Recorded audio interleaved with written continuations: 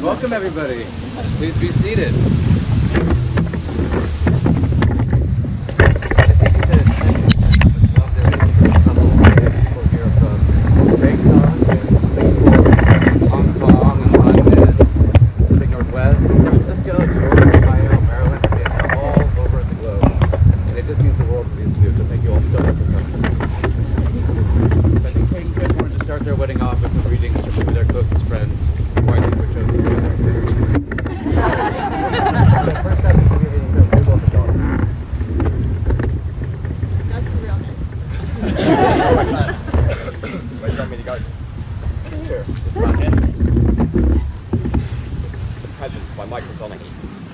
For the present, there is just one moon, so every level pond gives back another.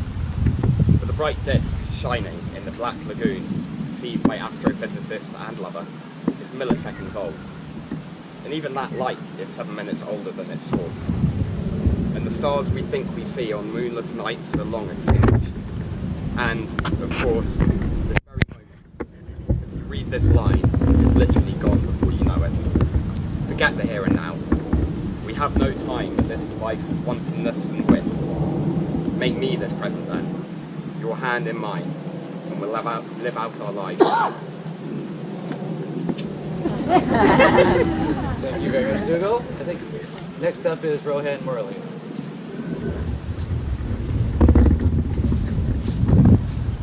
Sonnet 17 by Pablo Neruda. I don't love you as if you were the salt rose, topaz, or arrow carnations that propagate fire. I love you as certain dark things are loved, secretly between the shadow and the soul. I love you as the plant that doesn't bloom and carries hidden within itself the light of those flowers. And thanks to your love, darkly in my body lives the dense fragrance that rises from the earth.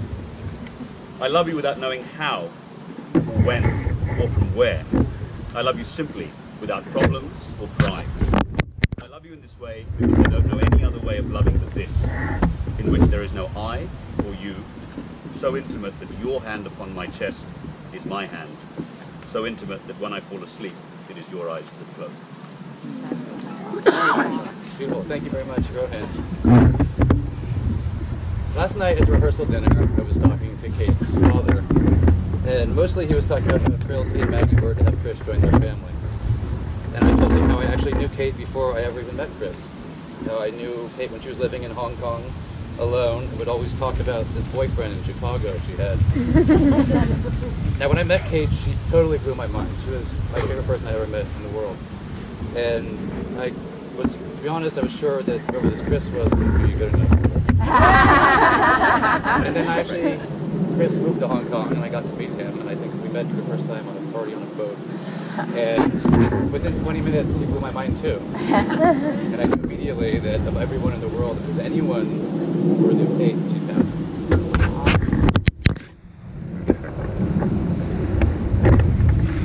So we also talked about how good they were for each other. How good the circle of life with how Chris calms her. And there's this kind of peace that obviously makes you so happy. And I said, yeah, but if it weren't for Kate, Chris would still be sitting in front of a computer screen in Chicago every weekend instead of going to five-star hotels and drinking champagne on the beach.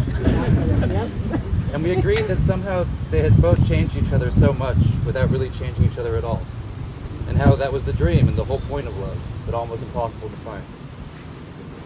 I meant everything I said, but also it was all the kinds of things you say to the father of the bride at a rehearsal dinner. And then I saw something for myself. Kate and Chris stood before the dinner started to give a short speech. And I've seen Kate give lots of toasts and speeches in my life for her job.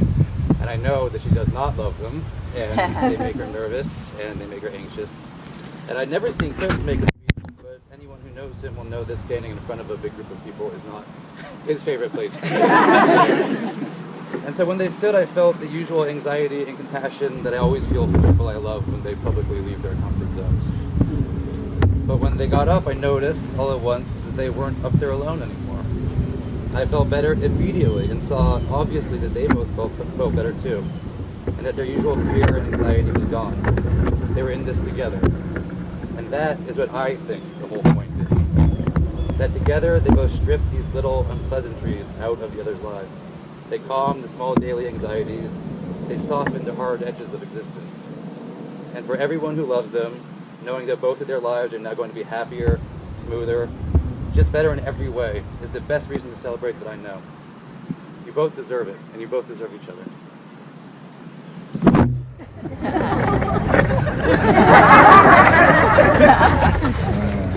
Now we're going to read the boundaries. Chris is going to go first, I believe.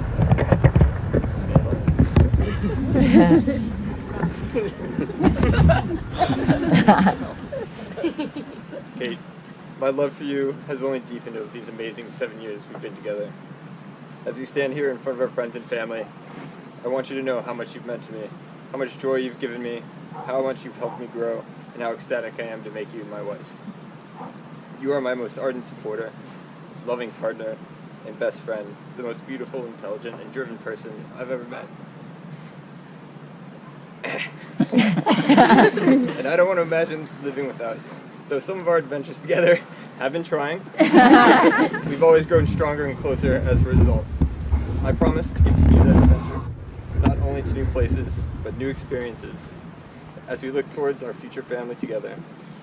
As we continue to find our way in this world, I vow to always be there for you, to listen to you, to support you, to laugh with you, to love you for all the remaining days of my life.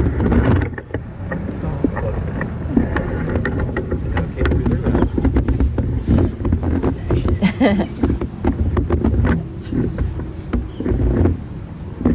In the 8 years since we first met, I've fallen in love with you over and over again, all over the world, across the world.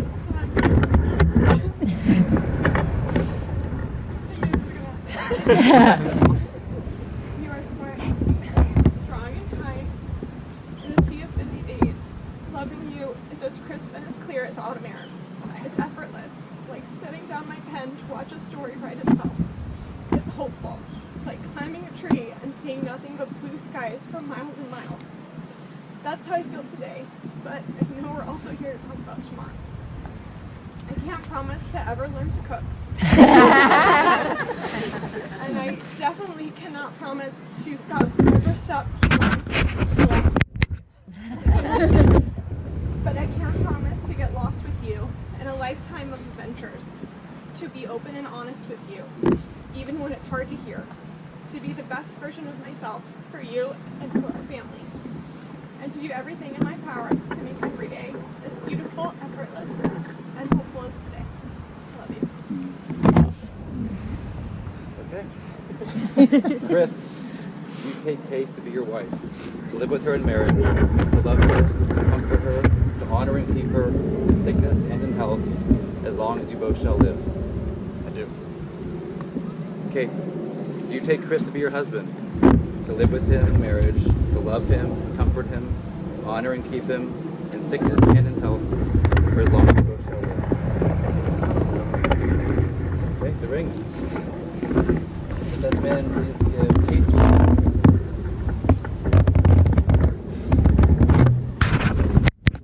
Chris, place the ring on Kate's finger. No.